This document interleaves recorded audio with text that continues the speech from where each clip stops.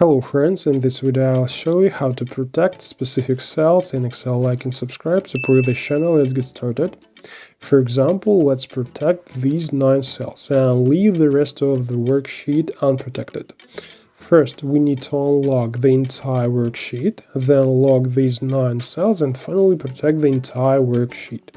Okay, click on this triangle and select the entire worksheet. Or we do the same thing using the keyboard shortcut Ctrl-A. Now right-click anywhere on the sheet and select Format Cells. Click on the Protection tab and uncheck the Lock checkbox and click OK. Now select all 9 cells, hold down the Ctrl key and select the cells with the leftmost button.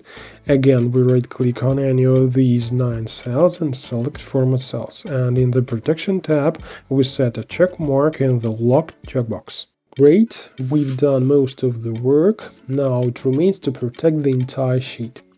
Go to the Review tab and select Protect Sheet.